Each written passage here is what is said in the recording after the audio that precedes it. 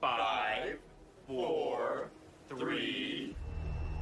It's showtime. Good morning, Vietnam! Welcome to the party, pal! See you at the party, Richter! I didn't kill my wife! I don't care! Get away from her, you bitch! I'll be back. I'll be back. You did not going to say that, did you? What I do have are a very particular set of skills. The dude abides. I'm not bad. I'm just drawn that way. Inconceivable! Little Dallas multipass. This is a tasty burger. Please. Want to hear the most annoying sound in the world? Do or do not. There is no try. Dead or alive, you are coming with me. I'm the bad guy? And Hulk, smash. I can speak with an English accent. Hit the hash pipe and join the National Guard. I could be elected president. You went over my helmet? What would you prefer? Yellow spandex? I know, right? The list is in the open! Hey, where are the white women at? They're digging in the wrong place. I'm gonna make him an offer he can't refuse. Are you not entertained? Second star to the right. And straight on till morning. Meow. You son of a bitch. 21 gigawatts! Wax on, wax off. Oh my goodness, I am sporting a tremendous woody right now.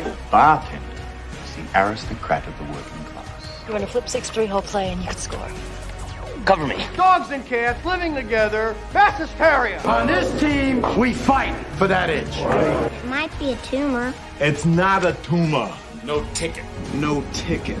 I get older, they stay the same age. It's not what you know, it's what you can prove. I'm a dude playing a dude disguised as another dude. He's 15. I ate his liver with some fava beans and a nice Chianti. Hope is a good thing. Maybe the best of things. And no good thing ever dies.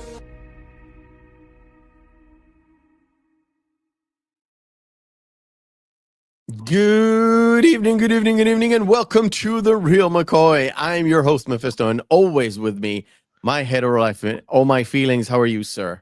I'm good, buddy. How you doing? I'm good. A little bit tired. We're a little bit run down today, which kind of fits the movie, but we'll talk about it in a bit. What is the Reel McCoy, you might ask? The Reel McCoy is a weekly movie podcast where we ask you to go watch a movie. You watch it, come back to us, and we break it down for you. This month, it's graphic. And what are we talking about? We are covering graphic novels that got an adaptation to a movie. We'll cover the famous ones, I guess, the most familiar to the audience. And it kind of happens to be most of them are in the aughts.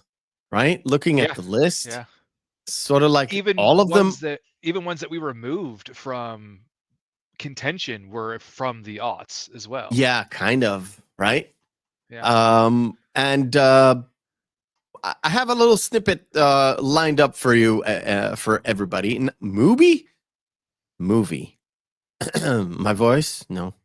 Anyway, we'll say hello to the chat. We'll say hello to Penny, Sander Hammerschlag, Juliet. Hello. And all the lurkers that are joining us from various different platforms and all that good stuff. I'm not going to tell you to leave a like. You know what to do. But I want to start the show. Before we start with the behind the screens, I want to talk about graphic novels. And you will add...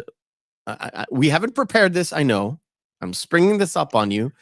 But I want to sort of define a graphical novel. So everybody knows what a comic book is, but not everybody knows what a graphic novel is. Graphic novel is usually a full story. It's a little bit longer. It's much bigger than your typical comic book. And it tells a story that is typically, but not always, but typically not really about superheroes, but it is in kind of a way. Yes, Sander, it is graphic, not equal to porn. And hi, Dobafet, how you doing? Welcome back. What do you think? All my feelings. Is my definition okay? It really depends, because there are even some actual famous comic book characters that have their own offshoots, which are graphic novels. I mean, saying that, the only movie that is not about superheroes is basically the bookends of the entire month. But yeah, but not really. But there's so many that have not been converted into a movie. So I guess they just went into the easier route with most of the films this month. I would think so. One that was in contention, which we can discuss, was Scott Pilgrim versus the World, and that back then was really it bombed the box office, but it got really big. Got a really big cult following, and it also brought a lot more eyes to the initial property, which was really good for the creator of it. But in that was going to be one that was really not as grounded that would have been in the list. But everything else is pretty much in the list, even though there are some characters that we have this month that they may seem like superheroes, because like, how are you still alive?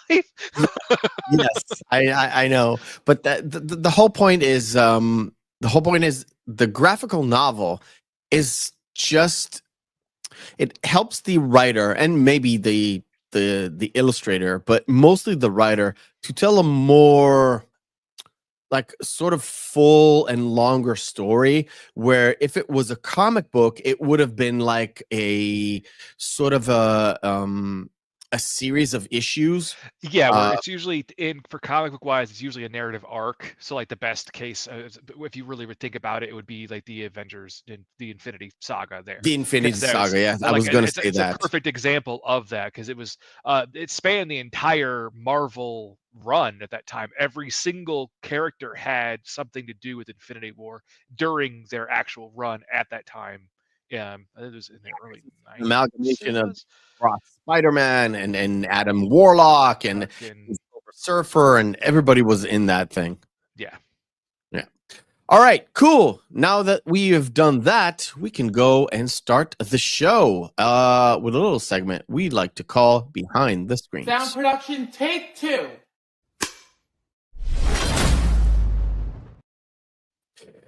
As opposed to last week, there is not a lot of stuff to do with the movie itself, except for two things that I've put aside, not on my notes, but I will end with talking about them. First of all, the original graphic novel was written by Max Allan Collins, illustrated by Richard Piers Rayner. It was published by Paradox Press, which is a subsidiary or an offshoot of DC Comics. Now, while was that before? Because before it was part of Image. Did they buy that from? I have no idea. I was going through the wiki. The wiki. Oh, so they must have. They probably bought them from. It could be. I don't know. I don't know. I didn't go that far to see who owns Paradox Press, if there even exist. Yes.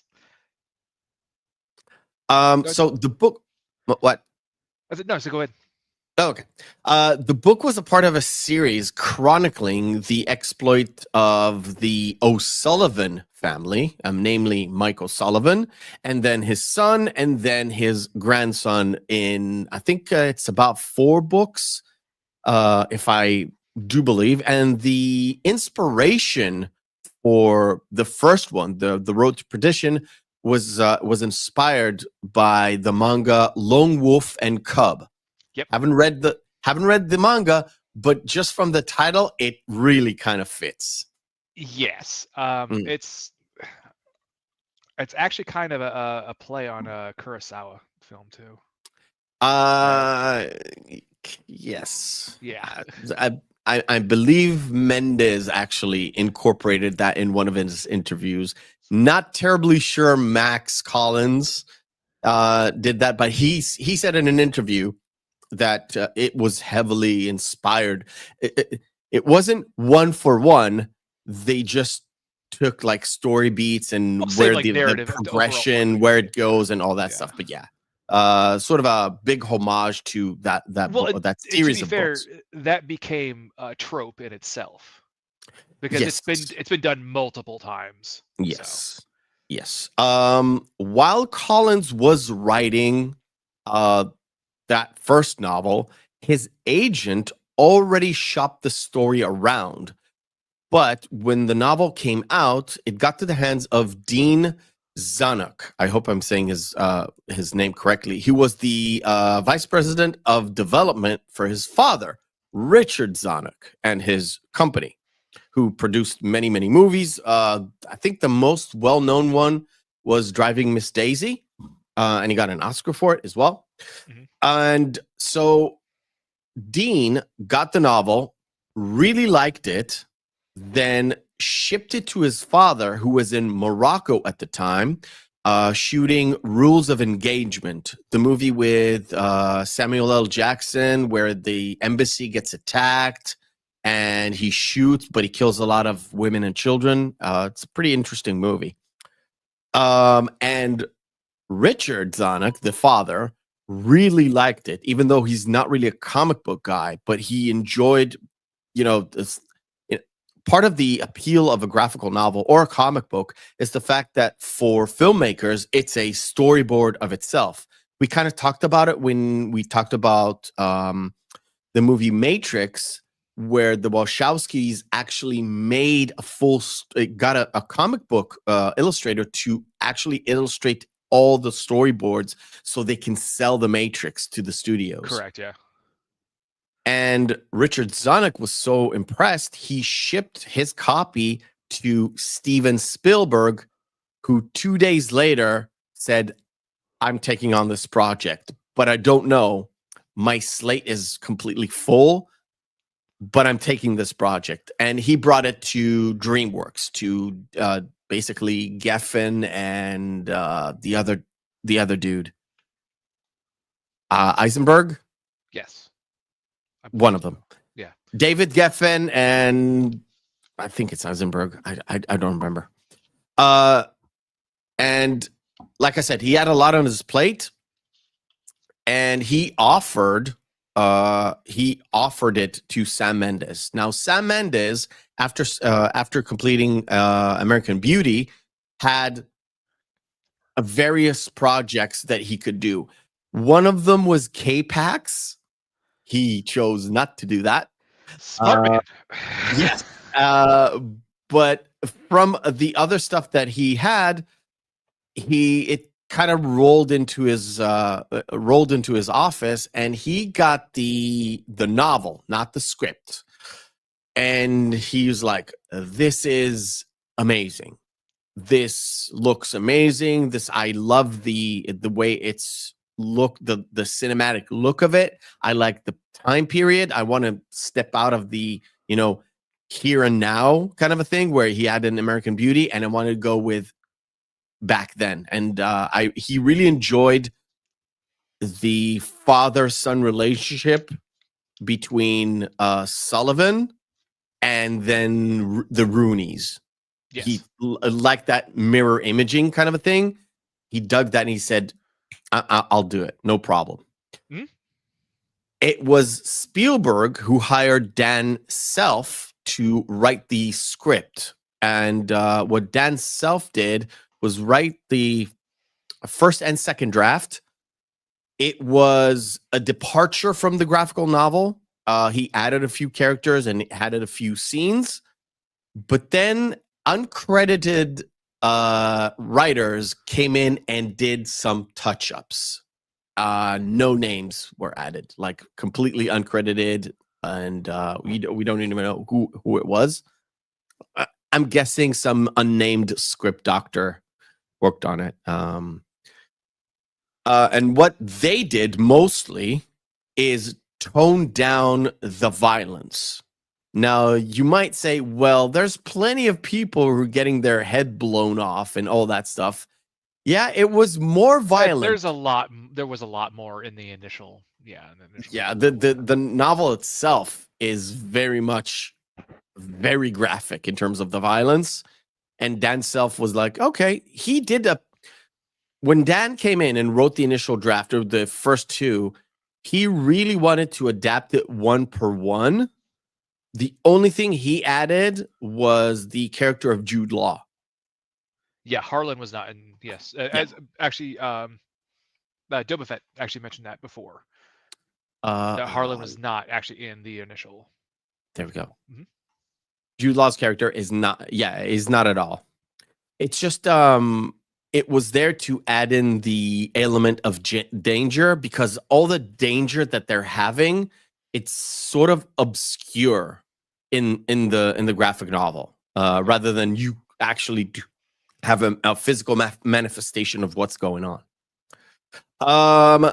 The book itself contained actual names of actual gangsters, which had to be changed. So the Roonies are actually loonies in real life, and it had to change. And O'Sullivan became Sullivan, not to erase any Irish descent, because it's there blatantly in the entire movie that they are Irish. But I don't remember who said it. It's either Self or Spielberg. Or no, Sam Mendes said it's easier on the tongue to say Sullivan instead of O'Sullivan. Well, and actually, if you notice, the only one that actually wasn't removed for the sake of posterity was Capone. And Needy. Needy, yeah. Frank Needy. Because I don't remember. I haven't seen any reason why these two stayed. But I tried to find, but there's no mention of why they stayed and the loonies did not. I think just because they are so lesser known that it'd be kind of hard to overcast the impact that Nitti and Capone had on 1931 Chicago. Oh, so the unnamed big mob boss of Chicago. Yeah. Okay. Tom Hanks, in terms of casting, Tom Hanks was initially sent the graphical novel on the set of Castaway, and he didn't think it was appealing. But then Dan Self sent him the script for the movie, and from the script, he said, "Now I understand who Mike is, and I'm ready to go." The boy.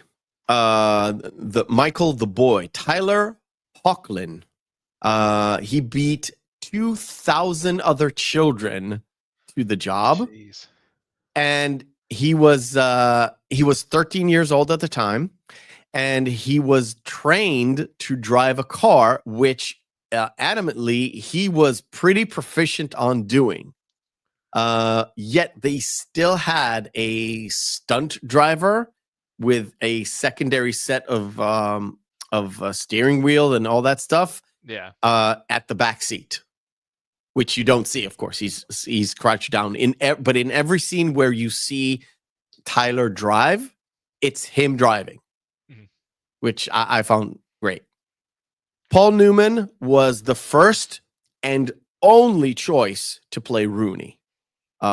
He helped with the adapting his speech using an Irish American inflection, using a guy called Frank McCourt, who was he wasn't really a voice actor, but he did like books on tape a lot. So they hired him to help Paul Newman. Okay. Stanley Tucci almost didn't do the movie at all, because he was really adamant in not playing Italians that are in the mob. He thought it was too stereotypical. Yep. But he really wanted to work with Sam Mendes, which is not something we haven't heard of in the 4 years we're covering these movies, where people just wanted to work with a director so they can work with a director. Remember, everybody wanted to work with Marlon Brando. Everybody until they work with Marlon Brando.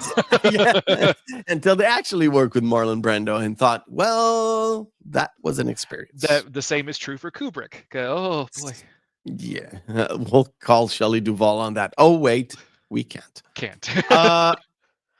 A few little tidbits that I found endearing that have nothing to do with the actual filmmaking itself. The piano scene between Hanks and Paul Newman, they actually did play the piano, which would make it the second scene where Hanks played a piano with a famous older actor.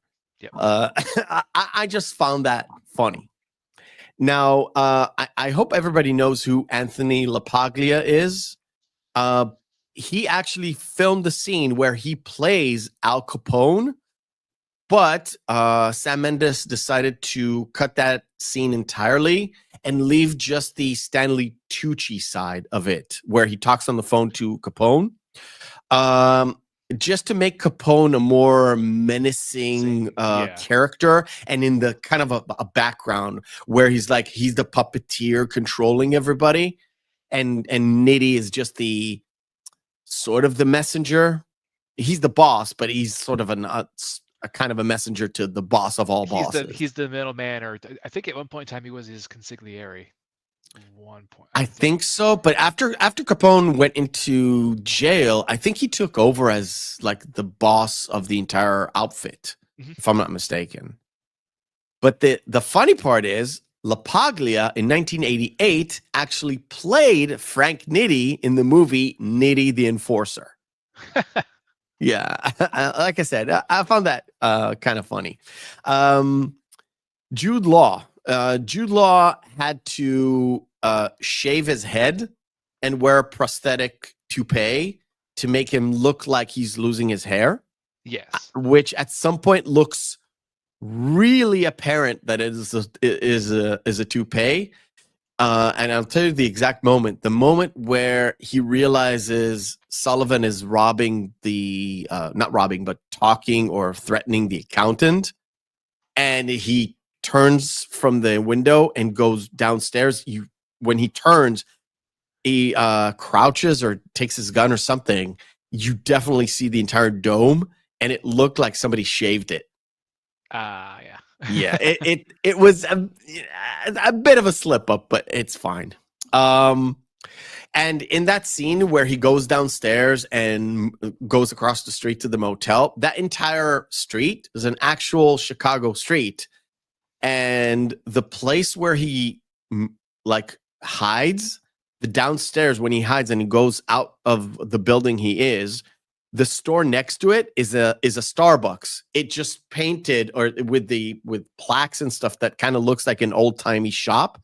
And that's the place where everybody had their coffee for the morning. And finally, well, not finally, but the last bit of stuff that kind of I thought it was funny is there's the moment in the diner scene where Sullivan and I forgot the name, Jude Law's character, Harlan McCoy. They talk, right? They talk, and a single bead of sweat goes down Sullivan's cheek. That wasn't made. That was actually Tom Hanks being super hot under the lights. Yeah. So it's one of those magical moments where it really fit with the character. Yeah. And if you see it, the shot is really close to his face. So they got it perfectly. And that is about it, except for one little thing, which I didn't write down, but one last thing. Where is it? Come on. Saved it somewhere. Patience, people. Patience. Cinematographer. There we go. Okay. The cinematographer for this movie is Conrad Hall. He's done many, many things, but the issue is this was his last movie. He died during editing, during post-production, and he worked with Paul Newman on several different projects, including Cool Hand Luke in 1967, which is one of Paul Newman's most famous movies. Mhm. And not only Conrad Hall, this was his last project. This was the last Paul Newman on-screen project that he did. I think he did a few dubbing projects later on, but this was his last ever on-screen role that he took. So it's kind of fitting that he went with the cinematographer that he worked for different projects, and one of his famous projects. I thought was kind of a karma thing, I guess. Okay, cool. Sure. I want to say hello to I'm going to butcher that name. Ayav Nodic. Sorry.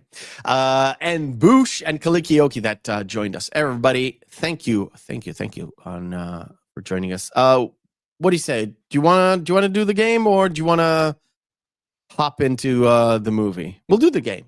Let's go. Yeah, let's go to that first. Let's do the game. All right. First game of the night. It is called Missing Marquee.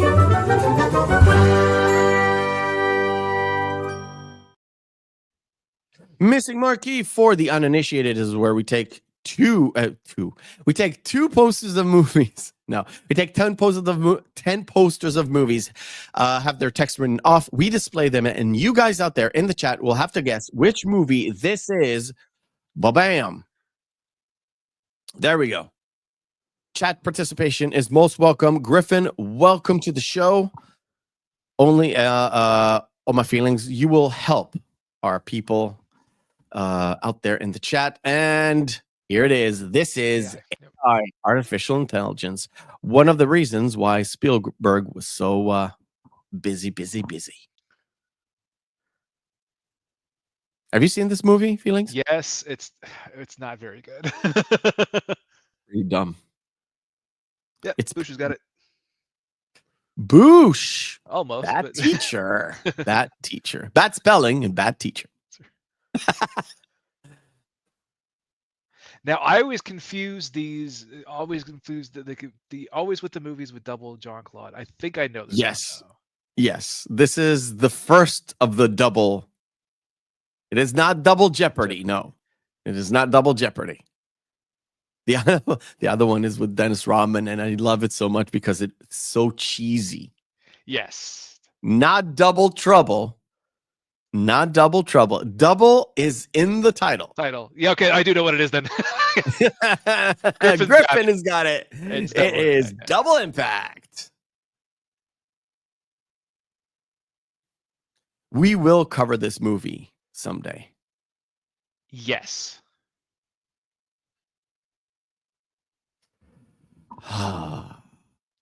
Double D. No, none of these actresses have double D. It is Empire Records. Correct. Tower Records, no, Paul, but yeah, close. Out of all of her movies, Monica Bellucci. This one is the one that sent her to the moon. Yes. And it is very, very inappropriate. Very inappropriate. It is Melina, correct. She has relations with a 15-year-old boy. Mm-hmm. I'm not sure he's 15. I think he's even younger than that. In the movie. Yeah. It's like, logging out. No, don't worry. No children were harmed, and it was shot in Italy, I believe, or Spain. Sander Hammerschlag is correct. This is Patriot Games. No, not Bush. Not Bush. It is Patriot Games.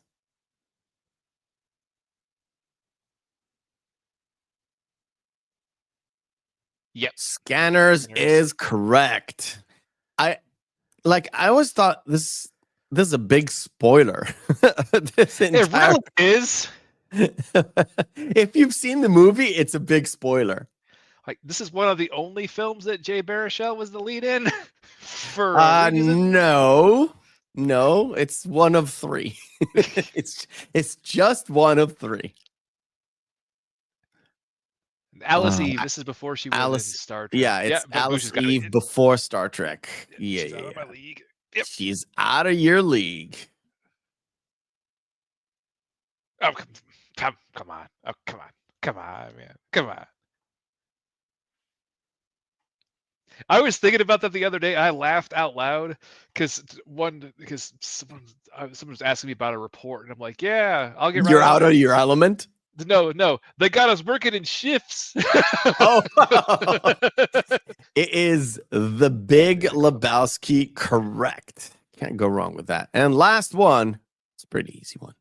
It's a pretty easy one today. The Benedict Cumberbatch one, right? I guess this is the animated one. Yeah. Well, the other animated one. No, the Jim Carrey wasn't animated. No, well, he was animated by acting in it, but yeah, there's an original one before that was animated. the old one. The yes. There's a name for it. The people who made it. Never mind. Yes, this is The Grinch. All right, cool, nice. Yeah, so that was the Benedict Cumberbatch one then. It is? Okay. Yeah. Cool. Cool. Okay. Yeah. Go this and we go this. And we move past this and we move past that. Now, I have seen the movie yesterday and I've seen the movie today. Which town is this? I Feeling? don't remember. You know why? I can't recall because they don't say it in the movie. They never mention it. It is not Boston. It is not Boston. There are shots in Chicago, like Chicago for real. Yes. But the small town, they never say the name of.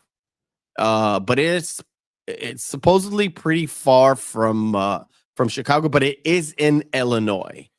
We don't know if it's southwest, east. We don't know, but it might be Champaign. I have no idea. They never say the name of the town. And you know more than other people about like Chicago and the area, or in Illinois specifically. There were a lot of Italians, a lot of Irish, mixed in with the black community, right? It was mostly Irish and Italian for the most part, right? Oh, it could be Springfield then. They never say the name of the town. The fact of the matter is, this is 1931, winter 1931. This is the Great Depression. This is at the tail end of the Prohibition. What I've read about in terms of timing, so it says winter of 31, so it's technically into January, but they don't say January. They just say winter of 31. Winter of 31. Yeah. In the fall of 31, which is 9 months later, technically, Al Capone was arrested and thrown in jail for tax evasion. So yeah, this is the last. Out of all the shit that he pulled, he gets pulled for tax evasion. Yeah, still hilarious. And no, this is not Perdition. Perdition is where the aunt was staying. The mom's sister where Sarah was staying. lives. Yeah. So it's much even more rural than this. I ask you because the moment where they drive into Chicago, it seems like Michael, the kid, was enamored by the tall buildings and the hustle and bustle of the city, and he didn't know where he is, because remember, this is before TVs. You only saw this kind of buildings in either newspaper clippings or maybe in a comic book. We know Michael was reading The Lone Ranger, so it's not really a city-based comic book. It's not correct. Was Superman 1938? or Batman. For Action Comics, I don't remember. So he didn't have any city-based. He didn't have any comic frame books at of the reference time. to go off So coming to the big city and watching these big, gigantic buildings, you're in awe of this thing. Superman is 1937. Thank you. So they have no frame of reference of how tall buildings are even supposed to look like. And if you're coming in from this seemingly small town, but it looks like a suburb, and it's pretty obvious that Michael never left home. He's really in shock. So the movie is about an hour and 55, maybe less because of credits and stuff. But it slogs through the first 10, 15 minutes. I would say nearly almost the first 30, to be honest. Because really, with the wake and then them taking care of Finn. After that, then it starts to pick up very fast. Yeah. But it's up until that point, it's a little slow.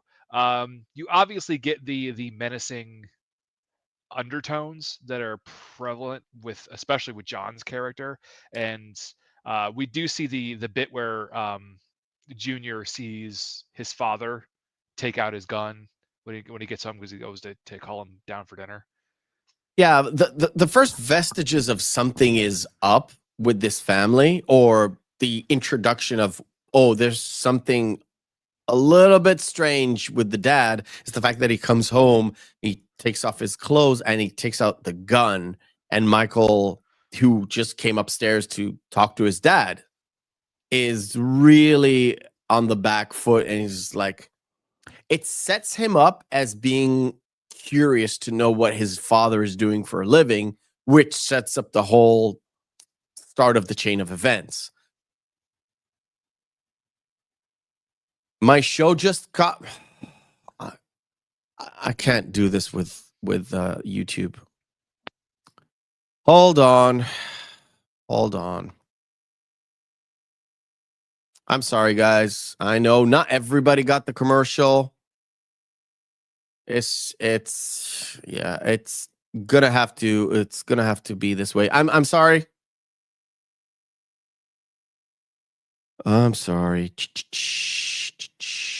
I just need to go into this and that and this and that. Now, this should take care of the problem.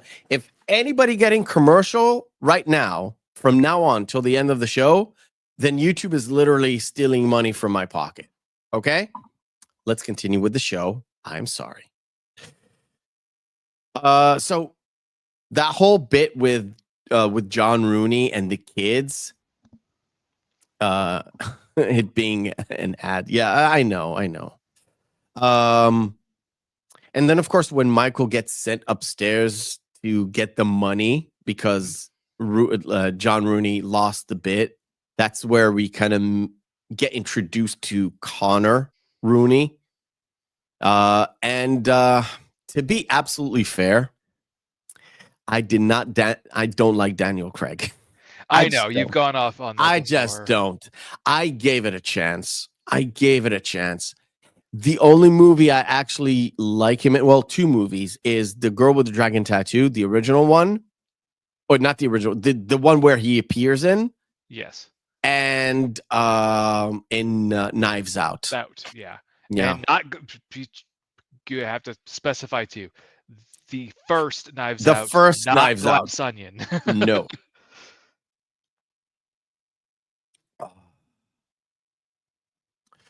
Yeah, the guys in the chat that are watching on YouTube, I'm sorry, but the commercial stuff on live streams specifically has been ridiculously annoying, because I watched a lot of YouTube like you guys while I do my work or stuff around the house, and literally I had to stop watching or listening on my phone while doing chores around the house today, trying to listen to Joe Rogan, because every 7 minutes, it was annoying as hell.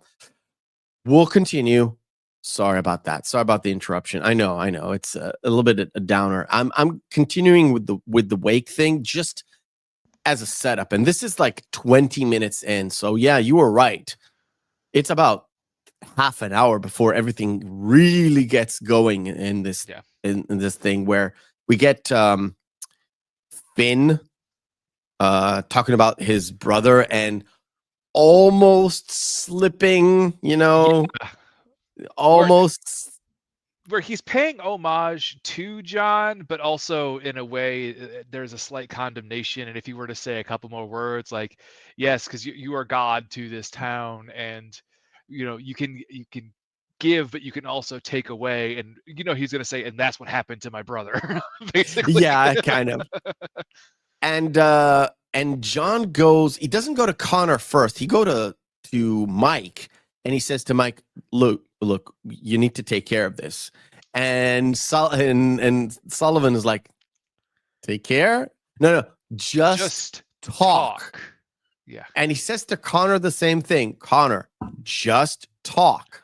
Well, also Connor's like, Connor was going to go by himself, and that would be the whole thing where he was just going to bring a couple other guys and just whack him.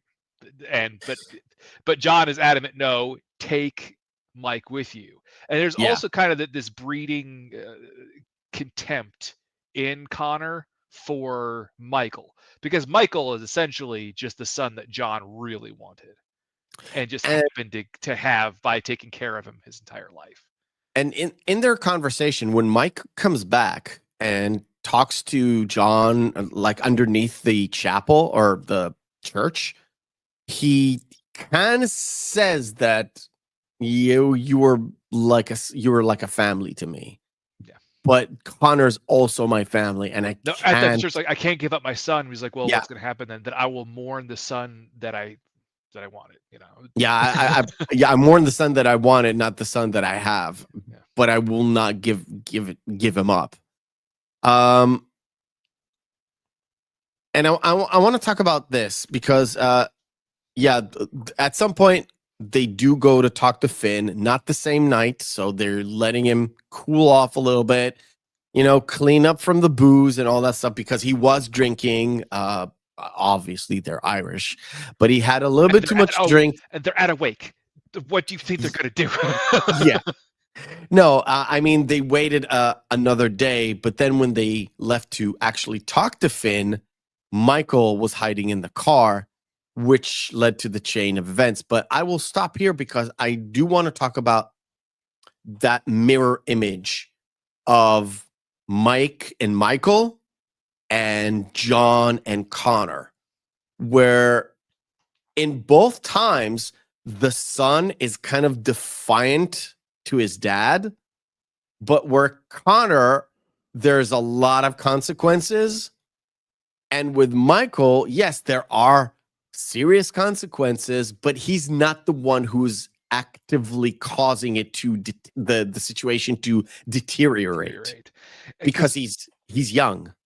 Well, and also too, I think that this was just Connor's essentially his excuse in order to try to take out Michael, because Michael also learning from Finn, from the dominoes are starting to fall for Connor, because he's going to wonder, well, what if Finn was right? What if he is stealing money? And what if he does look into the books and he gives, as the ledger shows later, about how he was using all these dead men's names in order to have basically slush funds on the side to steal money from the operation.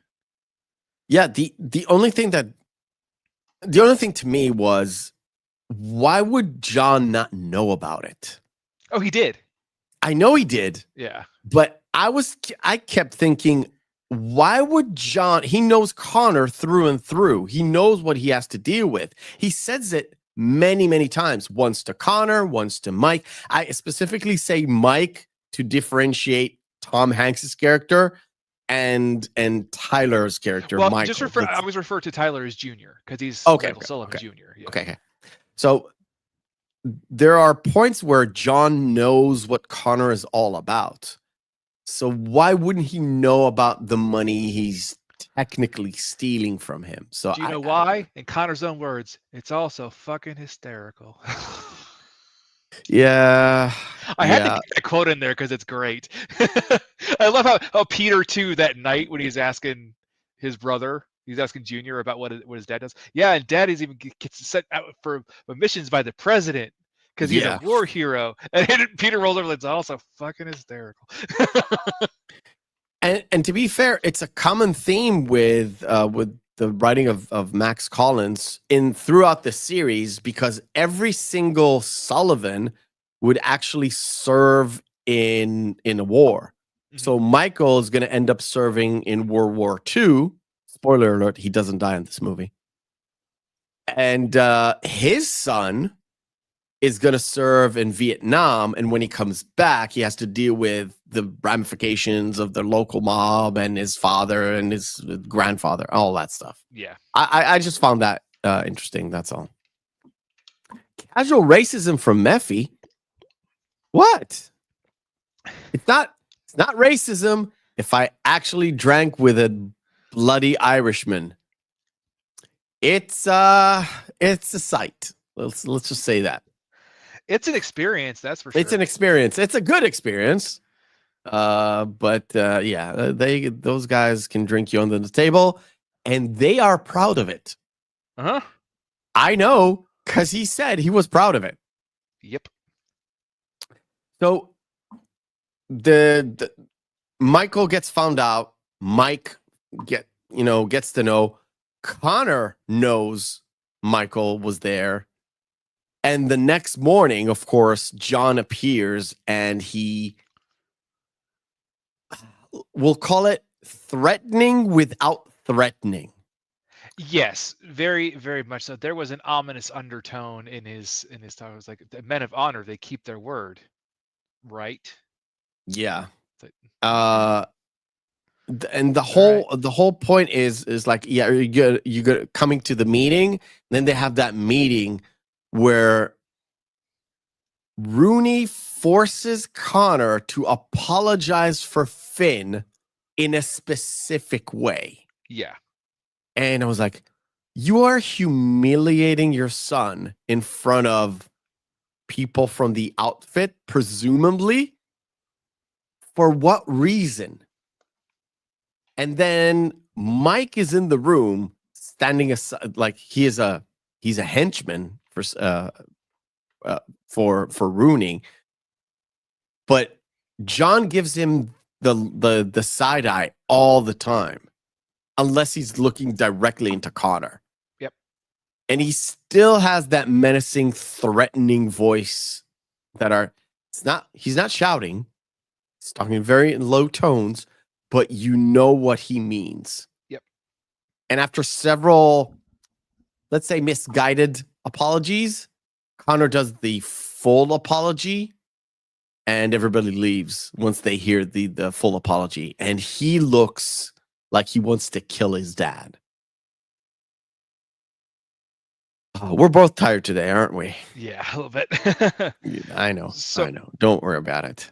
And then as he leaves, no, I want to talk about something specific that I have in my notes. The fact that Michael was a witness to a violent crime, basically a murder, causes him to have an effect. He fights in school. He has to stay and write on the table, Bart Simpson style. I thought it was funny, but that was the punishment back then. I will not do this, blah, blah, blah, blah, blah. Yeah. Write it 100 times just to make sure you don't do it again. But then it happens again because some kids are like that. But you can tell his demeanor was changed from witnessing the violence.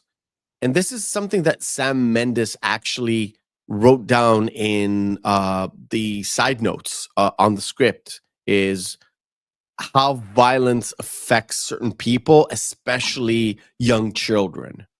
And he wanted it portrayed on screen, how that affects any child witnessing something horrific like a murder.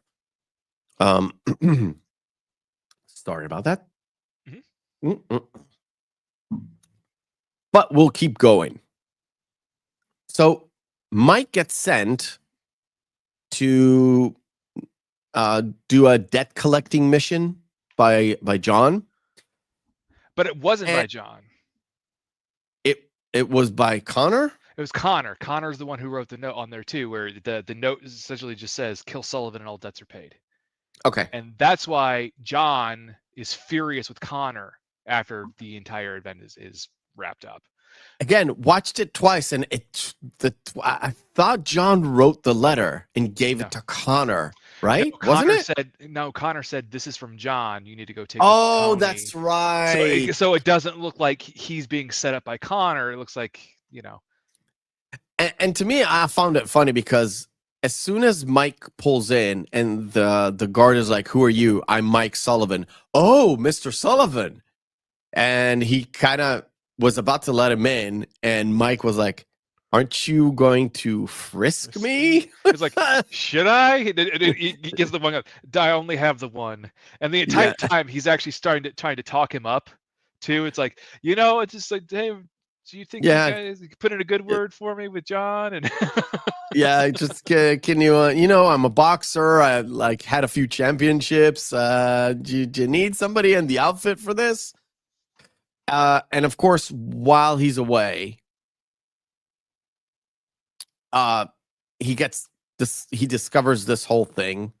Of course, he shoots both the bodyguard, or not the bouncer, I guess, and the guy who owes money. He sees the note. Nobody signed it. It's just in big bold letters. Just kill Sullivan and all debts are paid. Cut to Michael in the house, where I lost my mouse again. Michael's in the house coming in. Well, it's a bit too late from that. But of course, Connor killed both Sullivan's wife and Sullivan's younger kid, Peter, who apparently was a sweet boy. Yes. And just the shot there too, as Connor he's actually almost crushed by the weight of what he just did when he gets at the bottom of the stairs, and as he's in the mirror, like Junior's looking through, seeing him. Connor's looking at his own reflection, trying to fix his hair and trying to just get his own composure back. And Michael kind of realizes, oh no, he's not looking at me, because he looks dead straight. And Michael thinks, I'm dead. I'm caught or something. But then he realizes, oh, he's just looking at himself in the reflection, because on the outside is pretty dark. On the inside, there's light. So on a regular glass, you just see yourself as a reflection.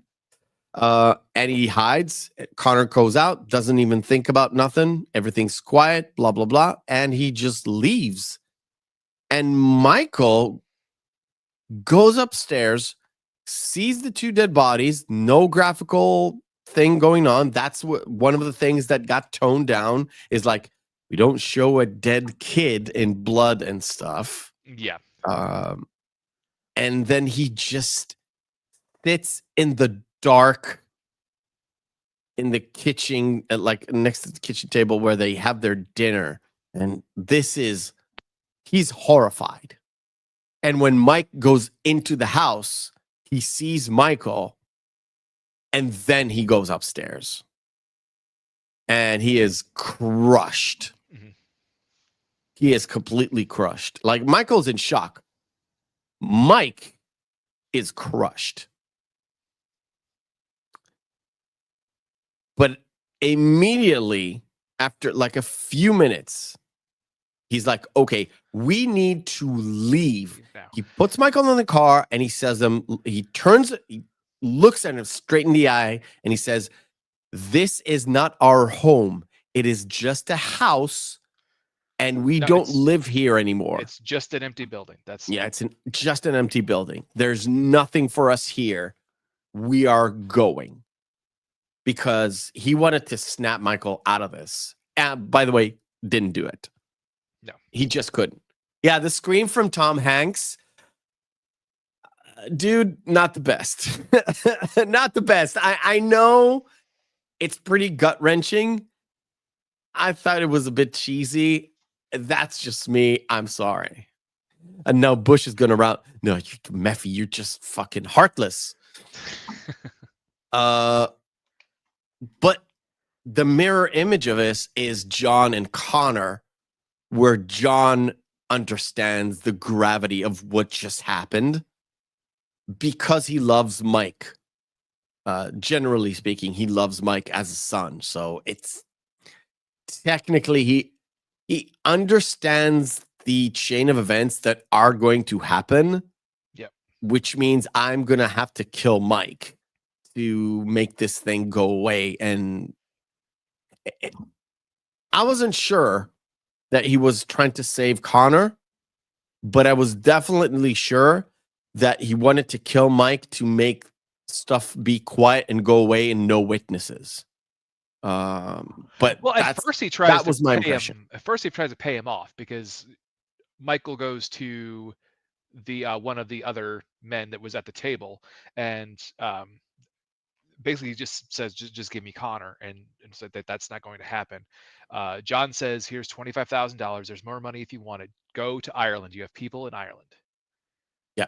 And his line there, if you point a gun at me, what is that going to do? If I help you, I'm dead anyway. So what do you want me to do? And this is where I think the integrity of Mike shines in. And he's like, what are you going to do? Shoot the messenger? And he's like, no, but I'm going to give a message. Yeah, I'm going to give a message to John. And he shoots him, but he doesn't take the $25,000. No.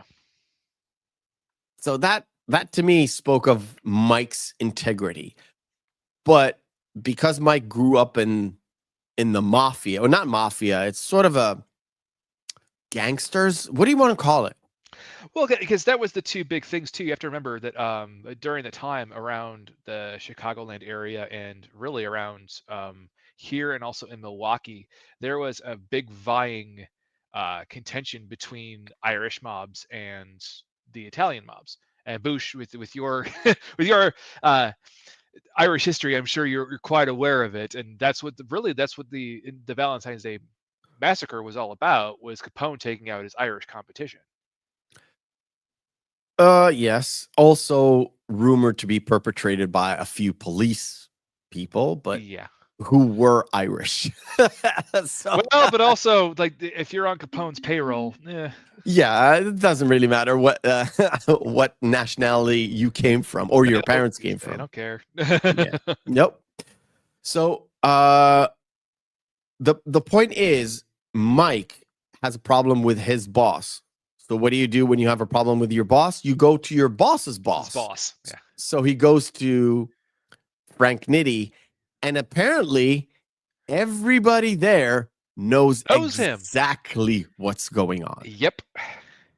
Which, I didn't know what Mike was expecting when he went to Nitti, because you would expect John to be right there already. He was there, technically. He was there. So was Connor. Yeah. But already in the room when Mike shows up. I was kind of half expecting it at the time when I saw it for the first time. I was like, he's going into the lion's den, essentially. He knows he goes to the lion's den because he puts Michael in... Like, he hides him in plain sight where everybody has, like, in the waiting room waiting for reading the papers, and he has a seat there. I think it was like a bus stop or something, but he's literally hiding him in plain sight. Well, and that's also too where the actor Tyler Hutchins has a really, really great moment where he actually allows the character of Junior to break finally. Yes. Because he doesn't have to be tough because he's not around his dad anymore. He doesn't have to put on that front in front of everybody else. He's just looking at his Lone Ranger book and he just starts crying. Yeah.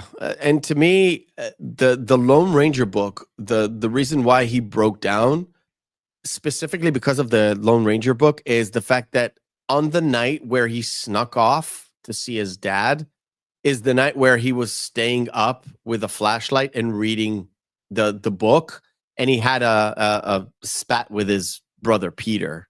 Yeah. And I think that kind of sort of the imagery that kind of reminds you of something else. Yes. Or a smell that kind of reminds you of something else, and it just catches you, and you're just bawling, crying because the context is a sad moment. So Stanley Tucci has hair, apparently. No, I'm just joking. I'm just joking. But he plays Frank Nitti as if he's like a sweet bank manager. I don't know how to tell you. He's like very sweet, very kind. He's not mad at all. Even when there's nobody in the room and he's talking to Capone or he's talking to John, he is very calm. He's very collective. He's not crazy. Frank Nitti, the real Frank Nitti, was just as crazy as his boss. Yeah. So I thought it was really strange, but that's because I'm kind of familiar with the whole Chicago mob stuff. But yeah. And this is, to me, this comes from Tucci. After knowing he didn't want to do the role because it's a stereotypical Italian mob kind of a guy, and he's Italian, he played him off as a regular American Joe. Not something specific, no Italian accent, no nothing. He's just played him straight. And to me, it felt kind of off. But he does a good job, I guess. I don't know how. He plays it vanilla. We'll call it. It was fine. It's a serviceable performance. It's not something that's really memorable, though, out of the film. Yeah. Even when he, like I said, talking to John and Connor in the room, he is not, over exaggerated. It's not yelling at them. He's pretty much facilitating the conversation, but otherwise pretty passive. Not really passive, but pretty passive. When he has to take out a contract on Mike, he's like, okay, you're the boss, Capone. Let's go. We know what to do. And he hires Harlan, who gets introduced as the guy who is the killer, but also the guy who's being hired by the cops to take pictures of the bodies. And he has plenty of bodies. He actually does work for the press, because remember when he gets the call for the hit, he's like, but remember, all the photos, any money from the photos, I get to keep. Yes. No, I can't really show that. Yeah, I can show this. So we see the guy stuck with a knife, and he's still alive, but Harlan finishes him off. Yep. With a rag. And then he takes the picture. And I was like, that is cold. That is a cold, cold, cold-hearted man doing this. And it's great because Mike is also kind of a cold guy. He's not really emotional throughout all of this. Only towards the end where he lets his anger show through, and that's his first emotional moment. Up to a certain point, he's pretty a cool customer, but also Harlan is. So they're kind of like playing this weird chess game. I want to switch over. Yeah, this was scary. When he took on the contract, he wrote down the age of Michael. John was adamant that they don't kill Junior, and I think that this was Harlan just like, I'm gonna do it anyway. Yeah, kind of, because it's not explicitly said by Nitti, but it is John who says it. Yeah. Well, because Nitti even says like, well, what are you gonna do about the boy? He's gonna become a man one day. He's gonna remember this. He's gonna come back. Yeah. I'm gonna get to there's no good point where I want. You know what? I'll do this maybe 10 seconds later. There. Okay, got it. So Mike is calling back home, talking to the aunt. This is the aunt from Perdition, Sarah. Yeah, and they're already on their way there. And I think Mike was planning as just putting Michael there and just doing his own stuff later. Yeah. He doesn't say it explicitly, but he does tell Michael, "You're going to stay with them, and we'll be good, and nobody's going to look for us." Harlan is there, looking at her, talking on the phone, and this is, guys, this is before the days of Star 69. Well, So he once was able to get back on the operator and be like, well, I was disconnected from the line. Can you call back that number for me? And but the other end is Mike talking and he almost catches himself saying something, and then he just shuts it off, the conversation, before anything kind of goes anywhere, because he realizes she is talking in a room where everybody there can just tell John what's going on, because he's ingrained in the family. Nobody outside of them two, and well, three, with Michael, know what the fuck is going on. So if she divulges any information, then they're fucked, because John can just know where she is. And Harlan picks up on that, and he literally picks up on their trail, which leads to the diner scene.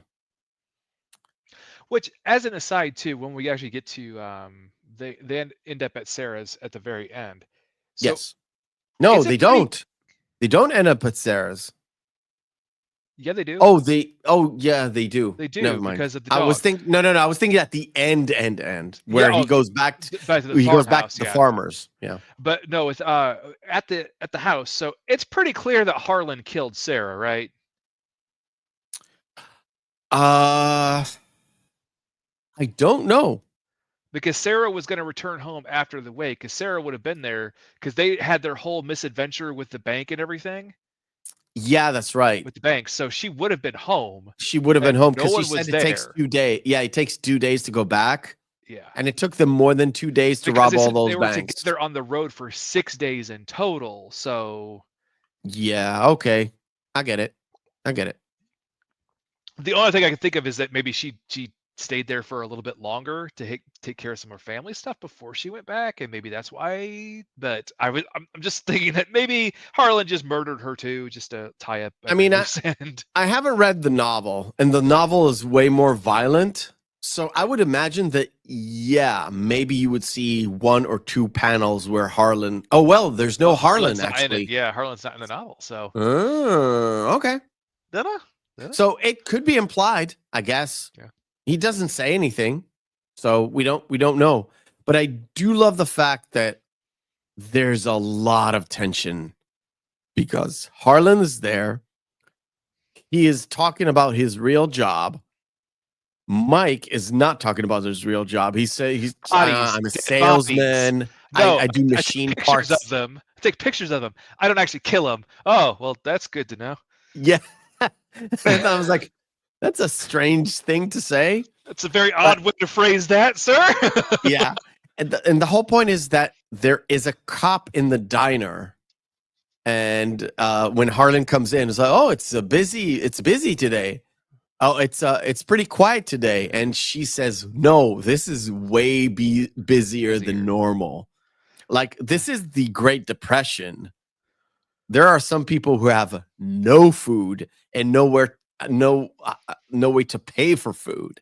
So yeah, and this is Illinois, I guess. Rural Illinois. It's pretty bad, but it's like much worse in like towards the more Midwest, correct?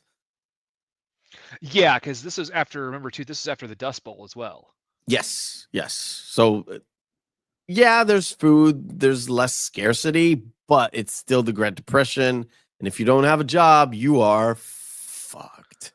Well, it was even the bouncer there. Like, nobody has any money, but they got money for gambling and boozing. Yeah. But that's systematic and there's always happens. The shot from the sweat. Yeah, this shot was just great, because it was the sweat was there because of the lights. The only reason it's there, it's because of the lights. But the fact that he zoomed in and made sure the light actually catches the bead of sweat, it's just perfection. Mm-hmm. And of course, Mike runs away, and Harlan is so crazy. He shot the goddamn cop. Well, because he was shooting out in the middle of the street. What else was he going to do? So he just turns around and shoots the cop. It's like, yeah. Crazy. So at this point, Mike understands, there's an assassin on our trail. We need to hit them where it hurts. Where does it hurt? The money. And he even tells it to Michael. Like, we need Capone to understand, or did he say Capone or Nitty? He said Capone. Capone. So we need to let Capone understands where it actually hurts. And Michael's like, where? The money.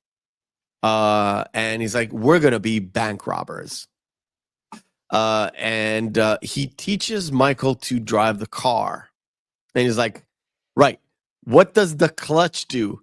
It clutches. And I laughed twice. It's like the first time I saw it and the second time I saw it. It just made me laugh to no end, because I know, and you know, our kids would not know what a clutch is. Nope. They will know there is a thing called a clutch, but it's automatic.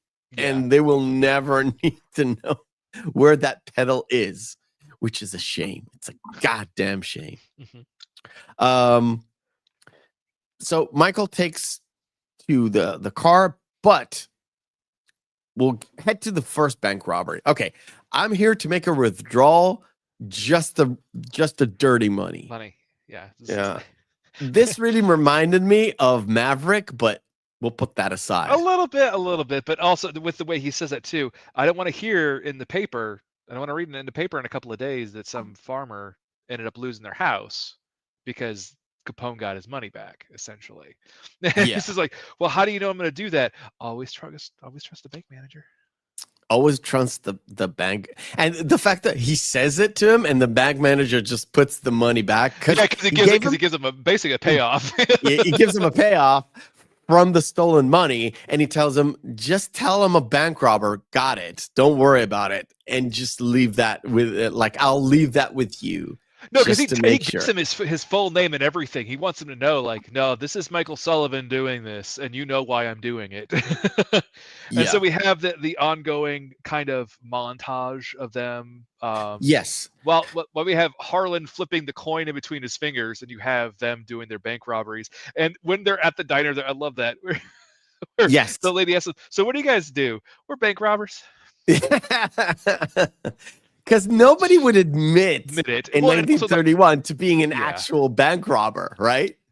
Yeah. And then he asks, he's like, when do I get my share? Yeah, when do I get my share? $200? Okay. Done. Wait, could I have gotten more? You'll never know. Yeah, you'll never know. And this is like great father-son bonding in the most extreme of circumstances. Yes. But he does, like, Mike does what fathers do. They keep their children in check without the children actually knowing they got. Yep. And that's why Michael says, wait, could I have more? And you'll never know. It's like, you never know if you don't ask. Checked. It's also it's actually no. You got greedy. You should know for next time. Yep. Teachable moment. Yep. I've checked in the inflation calculator. How much is $200 in today's money? It's about $4,600, give or take. That's a lot of money. Well, still, especially for a 13-year-old kid, that's a lot of money. And remember, this is a 13-year-old kid with, like, there's no TV, there's no phone, there's no, like, the most expensive thing he might be able to buy is, like, what, a bike, a Schwinn bike? I don't know. Yeah. And hey, Saf, we finally got to a movie that you actually like. Yeah.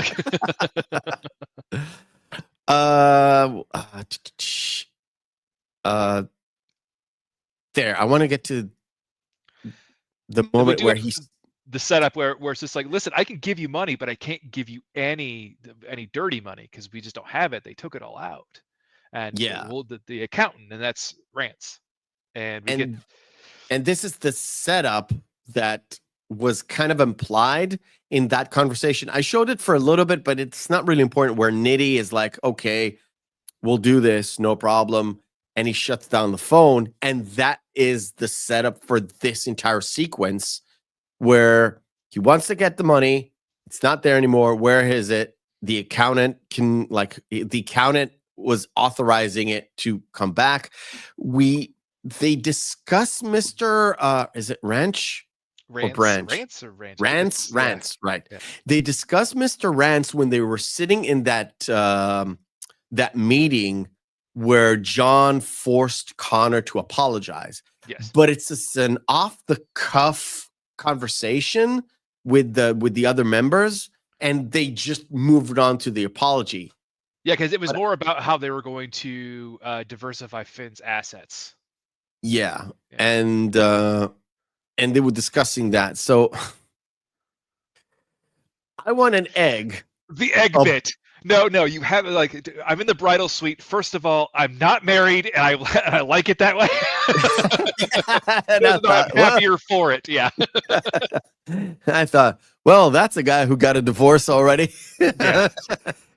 And it's like, I want a boiled egg, but I want it runny in the middle. So you want a runny egg. I love it too. Like when he takes the bacon and tries to dip it, and it's just like the look of just like he's just exasperated. It's just like, oh, you motherfuckers.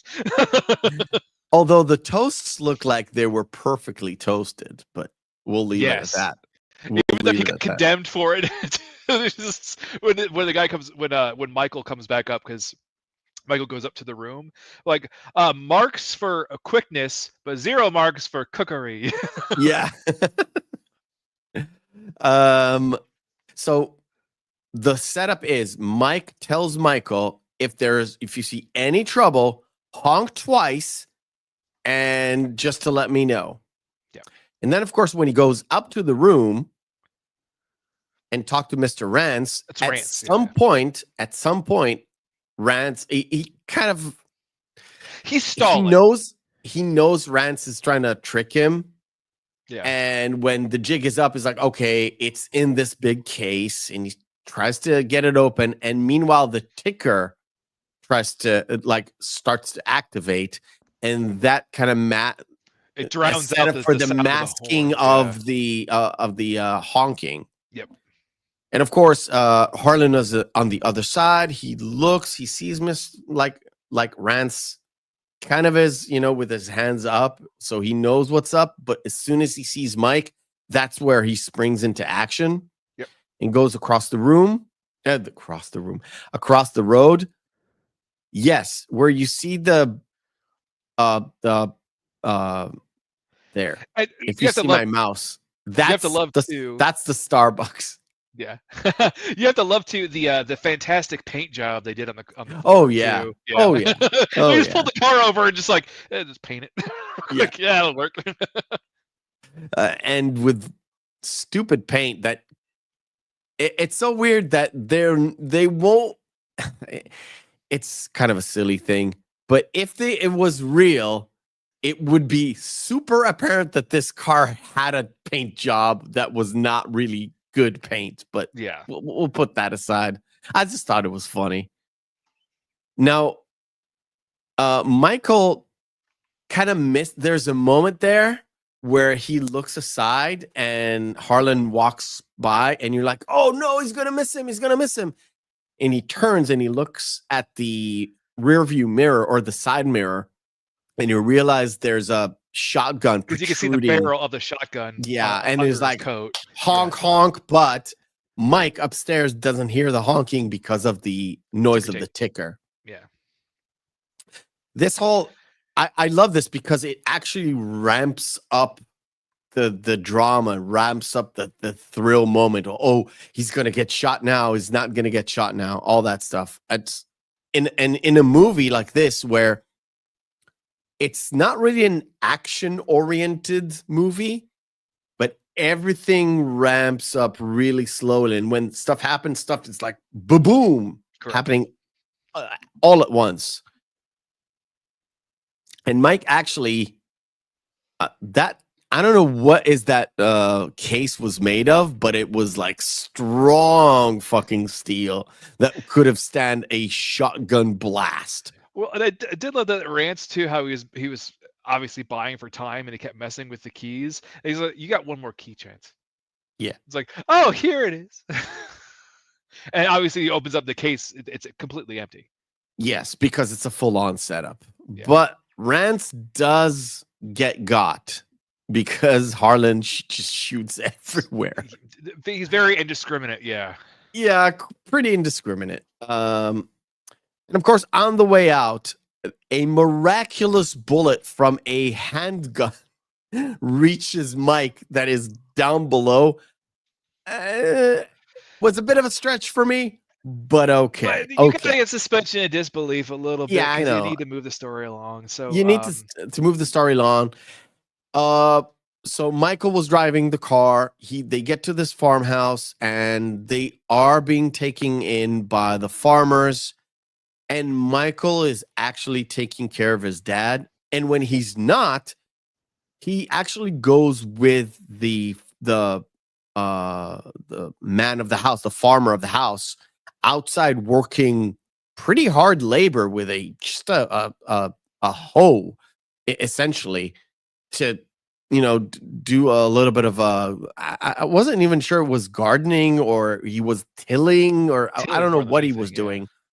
But it definitely, that farmer did not have a tractor or any kind of machinery to do that stuff.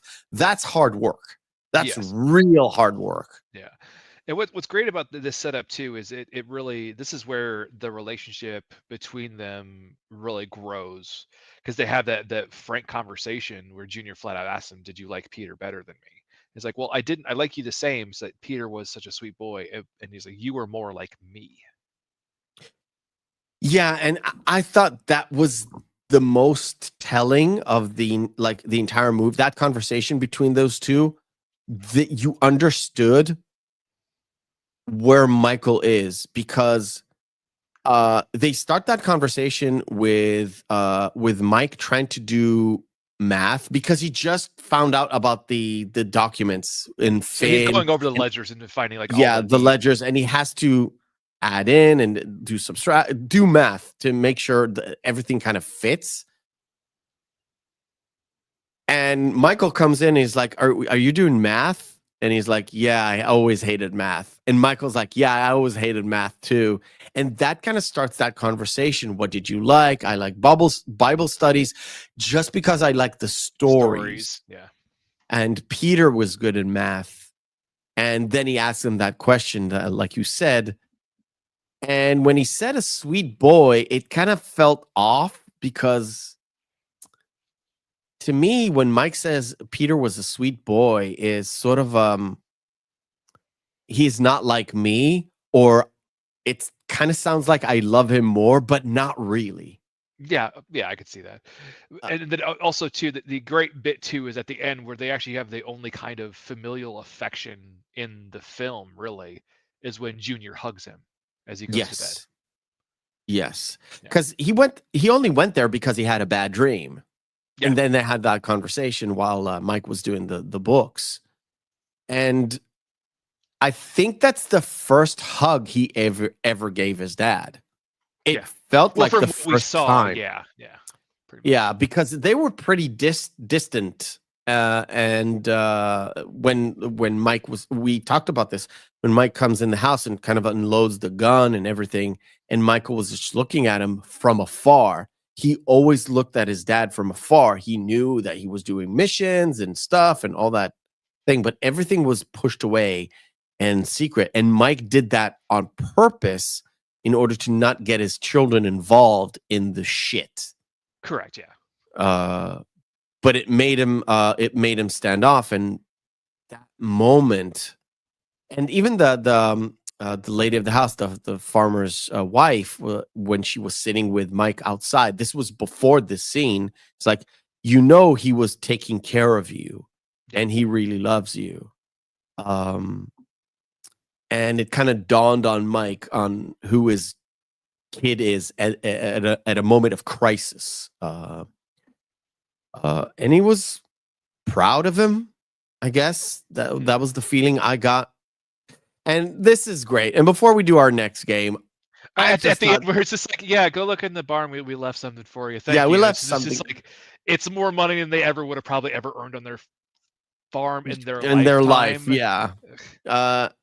And I thought it was, I would say, a poetic justice, because they didn't know them. They just took them in, and the guy had a shot in the arm, and obviously these are city folk, not farmer folk. So, I thought it was one of those moments where, this is like the America people think they lost. But it was there. That's there. Yeah, that's fair. You did hear stories about that sort of a thing, but was pretty rare. I don't think real farmers would have really opened their house for a guy who just got shot in the arm. Definitely not in 1931, especially not feed them either. To the fact that, again, this was the Great Depression. So yes. So it's kind of a rarity, and it's set. It really is, in that conversation where Mike is talking to the farmer's wife. That's where I remembered, because sometimes you forget in certain moments. That moment where he's talking to her, and she says to him, "Well, we got together really late, so we don't have any kids." Yeah. It's a real foreshadowing to Michael coming back to them. To me, it was so obvious, and I thought, maybe I'm thinking because I watched it already, because I know what's going to happen. But I didn't remember that part where he goes back to them, and specifically that conversation with Mike. It's like, this is a real foreshadowing. He's definitely coming back. Michael is definitely coming back here to be their surrogate son. Or it felt that way to me. Okay, cool. Let's do our second game of the night. Let me set this thing up. Of course, everything is good. All right. A little bit of a breather. A little bit of a bit of a sigh before the blowout ending. This is, of course, Screen Fighter. Round 1, fight. Screen Fighter is where we take two movies, pitch them together, and see which one is the best one. If there's no discernible difference between the two, both of them are good or both of them are bad, we fall into our criteria, which is Saturday evening, Friday evening, out with the boys, out with the girls, out with your significant other. Two movies in a vacuum. Which one will we pop in? No hand gesturing this time. We go full dystopia, Ghost, or original Mad Max. Guys in the chat, please just give us the name of the movie you pick, and let's go. Feelings? So, have you seen the original Ghost in the Shell? I have. It's one of two first anime movies I've ever sine. The second one being Akira, the first one being Ghost in the Shell. Okay. I would still go with the original Ghost in the Shell, because I actually did just do a rewatch of the entire Mad Max series. The original one is kind of rough. Remember when we covered Mad Max 2 and I told you I'm definitely going to do Mad Max 1 as a review? Yeah. I wrote half of it down and I left it alone. I'm probably going to go back to it. I did not enjoy... There are moments that I did, but I did not enjoy the original Mad Max. No, the Mad Max 2 is such a massive improvement. Yeah. Crowd says Mad Max, but we're both voting for Ghost in the Shell. Beverly Hills Ninja or Dr. Horrible. I have not seen Dr. Horrible's sing-along blog. That's Neil Patrick Harris and Who else? I'm keeping this. Yeah. Beverly Hills Ninja or The Dirty Dozen. I would definitely go with The Dirty Dozen because even Chris Farley said he's embarrassed that he made that movie. For those Before of he you who passed. have Yeah. not seen The Dirty Dozen, it's a movie that is worth, even though it is 67, it's almost a 50-year-old movie. It is really, really good. Really good. I love Chris Farley, but I don't even go that far. It's not a great movie. Right? But you have not seen Submarine. I've not seen Submarine, but it doesn't matter. I wouldn't have voted for it either. Transformers Dark Side of the Moon. Oh my, I can't believe I watched this with my kids. It's not good. And Saving Silverman. Okay. Saving Silverman is one of those actually unexpectedly good comedies before the glut of like starting in 2002 with Old School all the way to about 2009 where they had just this big run of comedies.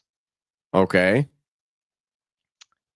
Saving Silverman's is really, really funny. And it's actually a film where they allow Jack Black to do Jack Black things without him being grating. Yeah. Yeah. And Steve I Zahn would is actually say- really good in it too. Yeah. And I never thought I'd be afraid of Amanda Peet either. But that movie, like, oh my God, she's terrifying. Yeah, there's no way I'm voting for Transformers. And I'm not a Jack Black guy. Okay. Uh-oh. Two movies that we have covered. Seth's gonna go run away again and be mad at me. Ferris Bueller's Day Off or Hackers. Saf, I know what you're gonna vote. Stop it. We already know. What say you, feelings? Bueller. Bueller.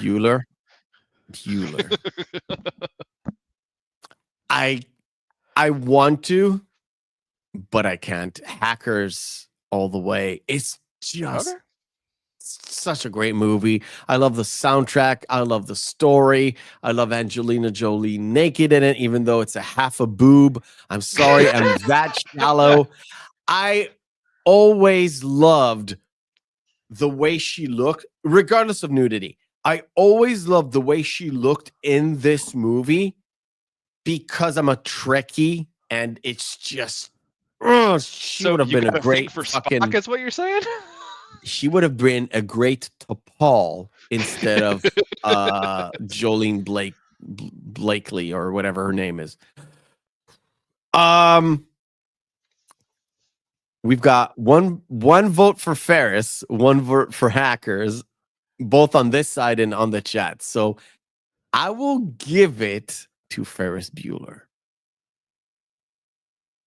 I've not seen the vid.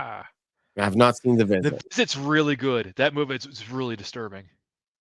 Next horror movie I'm going to watch is definitely The Witch, and I'm not even sure it's a horror movie at all. Yeah, it is. It's a very, very, very long slog the first time you watch it. I'll just say that much. But Okay. it's a good movie. It's worth it. By the way, I should have pressed Hackers because Paul Harley came in with the deciding vote. Done. All right. Both bad movies, by the way. Howard the Duck or Mission Impossible 2? Mission Impossible 2, because this is right when Tom Cruise decided, I'm going to try to kill myself on set. No, that actually came in 3. But no, he was definitely going all the way. And plus, is it a John Woo movie or an Ang Lee movie? I keep forgetting. It's a John Woo movie. It had a lot of now slow motions and doves and shit, all that stuff. Or Howard the Duck. It's hard for me to choose. I want to say Howard the Duck, but I would probably go Mission Impossible, to be honest. I mean, I would go Howard the Duck. You know what? You said MI2? I'm going to go Howard the Ducks. What does chat say? Howard the Duck, MI2, MI2. Votes are cast, ladies and gentlemen. This is the last one. Bram Stoker's Dracula or The Princess Bride? Oh, man. You want me to start? Go ahead. Okay. It is definitely The Princess Bride. Not only have I seen it more times, I think it's, regardless of what people think, it is the more iconic of the two. Performance-wise, quotable lines, the fact that Andre the Giant is in this. Anybody want a peanut? And I literally have this movie on my top 20 list of all time. Yeah, that was one of the first movies we did too. That was a long time ago. Yeah. Yeah.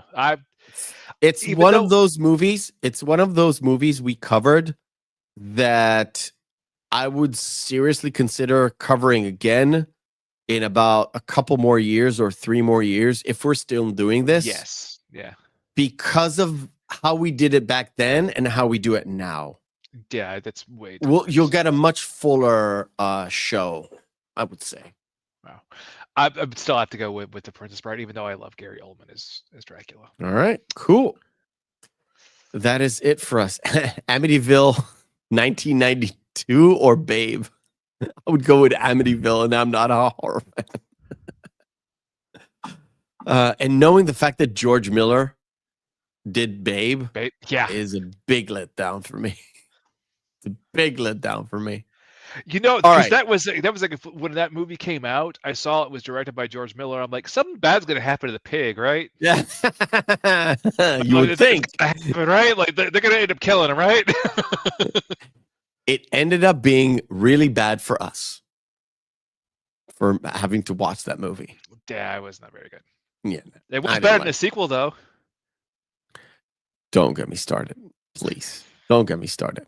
All right, cool. Let's round up the entire movie because all that's left is the end. The last 20 minutes where it seems like we said, it ramps up so slowly, building up and building up and building up. And then the last 20 minutes of the movie is just go, go, go. Now, it's not like super action-y stuff. It's still a drama. It's still a graphical novel. It's still very much a timepiece. So nothing goes by really fast.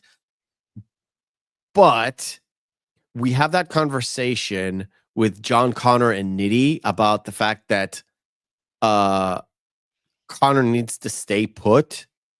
And this is the only time where Nitty is threatening Connor to stay where he is because otherwise they cannot protect him. And he puts it down to brass tacks as well. The only reason why you're still alive is because you're John's son. Yes, which tells me John has a lot of pull, even though he is we'll call it a captain. He's not really a boss. He'd be like a capo, yeah. Yeah, like a capo, yeah.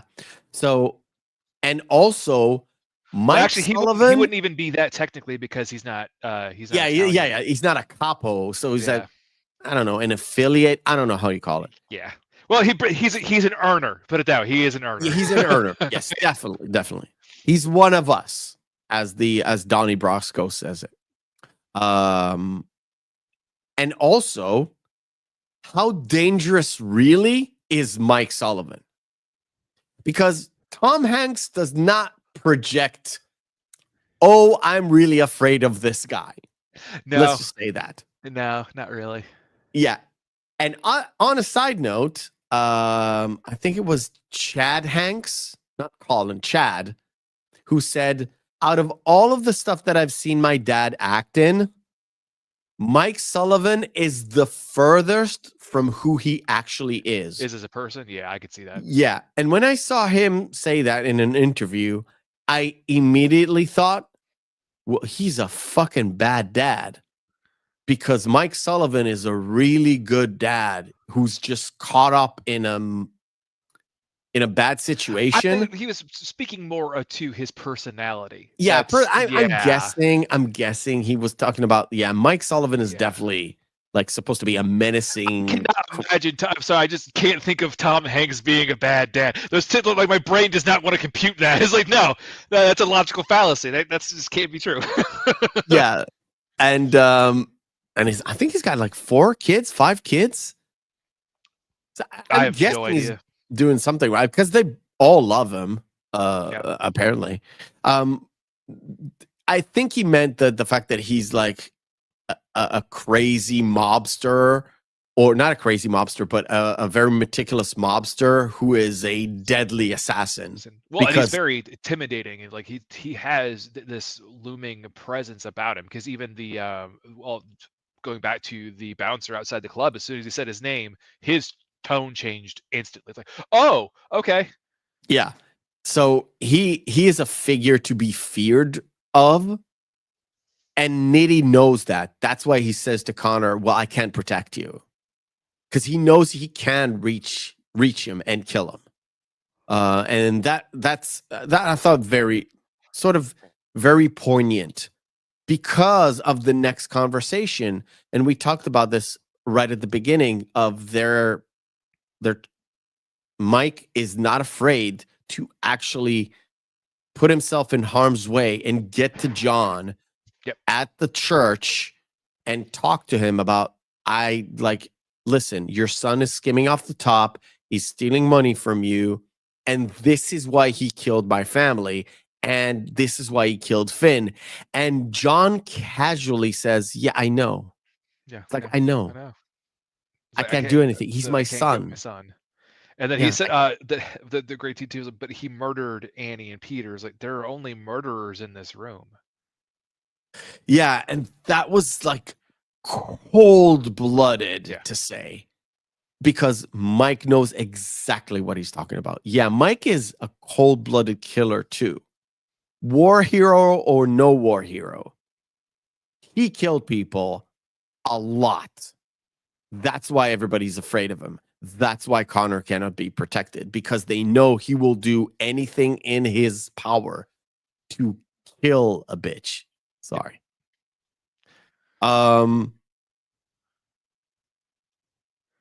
This moment, I love this moment where he takes out his trusted weapon and Michael is like, why do you have to do this, Dad? That's a Tommy gun. Yep. Yeah. Why, like, he's giving him his face. And he says, Michael, just go to sleep. And everything will be sorted. He does write the note, because Junior pretends he's asleep, and then he does wake up, and quote unquote wake up. He does open up the note and read it. But I don't think we don't get a shot of what he actually wrote. No, we don't. Yeah. We don't. But we understand he has the Tommy gun, so he goes out for some action, right?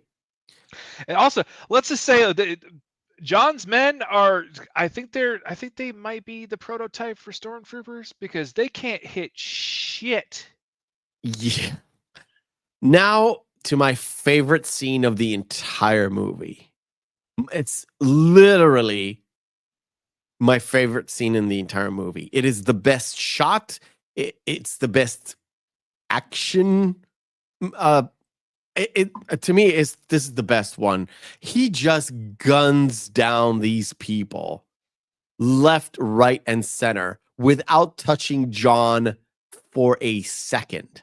Yeah. And then he approaches John. It's like, okay, when you are dead, Nitty is not going to protect Connor whatsoever. And they don't even have a conversation about that. The only thing that he says is, I'm glad it's you. But I love this entire scene. I wish I could show the whole thing with everything. So everybody's dead. John is not even making an effort to run away because he knows what's coming. Effort and futility, I mean. And with Mike sort of looming in the background, and you've got the shadows coming in. and the lighting, like they just light the faces and the rain and everything.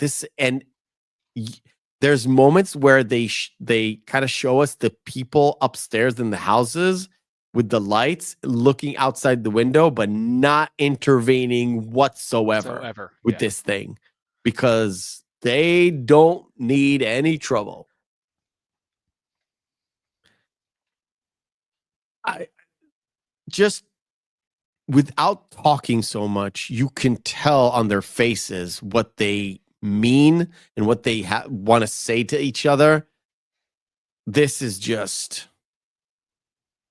I've never seen Tom Hanks in a role like this. Yeah. Where this is the only shot where I actually thought, I'm buying it, that he is this dangerous. Otherwise, not really. But in that scene, he sells Mike Sullivan as a dangerous individual. Mm-hmm. I just love it. I just love it. And then he goes away. And of course, there's the they call, let him conversation with Nitty, where he's like, okay, once you have him, this is over, right? Okay. And all the guards are like, he's almost like, hi, Mike, how you doing? Yeah, hi, Mike.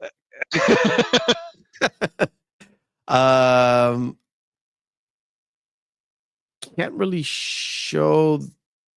Yeah, whatever. We'll show this. You could show that and him raising the gun, but other than that, you can't show Daniel Craig afterwards. I'll just stop here because it's, like I said, and this is with the violence toned down. Yeah. But it's pretty graphic. He just kills him in the bathtub. One shot to the head, like he said he would. With this, man, I know it's a bit cinephile of me, but the blocking of the shot of this kid sitting in a room in this empty house, and he doesn't know if his dad is coming back or not. And I think this is after he read the letter. Yeah. And suddenly his dad comes back seemingly from the dead to give him a big hug and like, okay, we're going to perdition. Let's just go. It's time for us to disappear and not come back and never look back. Yeah, and this is probably the best part about it, because you just assume that, okay, we had the opening with him on the beach to begin with, and now they're on the beach again, so this is the end of the film. And it's a very, very good way to subvert your expectations of the actual ending of the film. Yeah. Yeah, it's a really good one. And I think we'll get to the point where he's I can't really show that, can I? Oh, okay. We'll show this. So Harlan, we get to see the aftermath of when that glass exploded in his face when he was at Rance's hotel room. Yeah, that's the aftermath of the hotel room shootout. But the point here is Harlan gets his man. He shoots him in the back. The moment where Mike is looking outside of the window and he's looking at Michael that has his back to him, sort of at the start of the movie. Yeah. And he gets shot in the back, and then he sees it's Harlan taking a picture of him. And of course, Michael walks through the door with a gun because he heard the shot. What's interesting too is just as playing devil's advocate, because I actually haven't read the original graphic novel. It's fine. So I haven't read the novel either. Boba Fett's still there, and he may be able to shed some light on this. So with this, in the end, is Sullivan still killed in the graphic novel then? Yes, I think so. I think he's dead at the end, but I'm not sure in what circumstances. Because what is known is when Dan Self wrote the scene, he wrote it as Michael killing Harlan. And when the uncredited writers did a rewrite and toned down the violence, the moment where Michael shoots him is gone. Yeah. And it's the last thing that Mike does to save his son is Mike killing Harlan instead. Which in a way too is sort of completely changes his path and trajectory as well, because as we know that in the future books it's about Junior and he goes to war, but Yes. in the epilogue of this film he was like, and that's the last time I ever held a gun. It's like, well, I don't know what you were doing in World War II if you were holding a gun, buddy. No, the issue is this: they're in perdition. They thought they escaped. They didn't. Yeah. And Michael decides to take the car and goes back to the farmers to live a quiet life outside and be gone because nobody knows. It's great too, because he actually has he mentions the juxtaposition of his life too, where he said, people think that I grew up on a farm. In a way I did. Yes. But in a way I grew up over 6 days in a car with my dad. Yeah. And that's how they start the movie, but you kind of get, it kind of bookends with both of them. One of them is telling you and one of them is showing you. Yeah. Right? And to me, that whole point of this is because the Road to Perdition is one of 3, I think 3 or 4, I don't remember. I think maybe 3, where 2 is all about the boy growing up. He actually changed his name in order to not be discovered as Mike Sullivan's kid. Junior, yeah. He changed it from Michael Sullivan into something, is it Michael Salatino or something that sounds very Italian. Yeah. And he comes back from World War II, and that's where everything kind of gets going. Okay. Well, I was going to bring up too, that we did have the dog there, which kind of does set up the fact that Aunt Sarah is dead, because he takes the dog with him. Yeah, I guess. We'll get to that point. That or he's just like, fuck you, it's my dog now. Yeah. Sort of. I would say yeah, because Harlan is there. And he killed Mike. Harlan's Sarah's okay. But that's obviously, it does have the best bit at the end. It's wrapping up the prologue into now would be the epilogue, where he again it just kind of just hears his speech over, where essentially at the end people say he was a good man, people say he was never any good, just like he was my father, and that's it. Yeah, and that's it. All right. That's a pretty good one, and I'm pretty glad we managed to actually cover it, because remember, it was an episode that we kind of had to cancel due to stuff like real world stuff, and I'm really happy we got back to it. Because I really enjoyed rewatching this movie. It's one of Tom Hanks's movies that people kind of forget. And even if this wasn't a graphical novel, it still would have been a great sort of like, it's a gangster movie, but it's not a gangster movie. It's a Great Depression movie, or it's a Prohibition movie, but not really being Prohibition movie too. It is. In the grand scheme of things, it is more of a revenge movie than a period piece, I guess. Definitely, but it's just set in it happens to be just 1931. set there, at that Exactly. time. Yeah. With the added story of a fathers taking care of their sons, both on the Rooney side and on the Sullivan side, with two different motivations, 2 different outcomes, 2 different things. But yes, a really good father-son story that people should see. And I hope people out there who happen to watch this podcast later would actually pick up this movie and watch. I'm going to have a review on this, I think on Monday or on Wednesday. I don't know yet, because my weeks have become a little bit crazy lately in real life. And my small little job that has not, like, I could work 2 hours and be done with it, and suddenly there's more. It is what it is. It is what it is. All right, ladies and gentlemen, next week, I believe Mr. Oh My Feelings will not be here. I will but not. I will Mr. be currently Tom I will be Connors. in the air while you guys are having a chat. Yeah, but Mr. Tom Connors will be here to discuss another graphical novel, and it is about superheroes, but it's not really about superheroes. Not really. Even though some of the stuff that happens, you'd be like, "You're dead, right? You're dead." So next week, ladies and gentlemen, we are covering Kick-Ass with Aaron Taylor Johnson, Chloe Gross Moretz, and our favorite actor on the show, Nicolas Cage. Yeah. And he plays Batman for some reason, but not playing Batman. Yeah, just join us next week for that. Batman, when it's like, okay, I'm gonna just use guns now. Yeah. Forget the code. Exactly. Screw the code. Guns.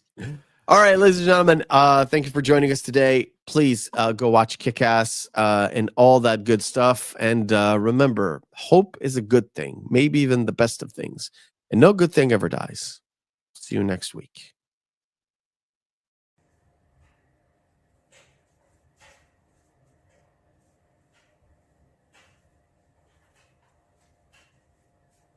You're still here? It's over.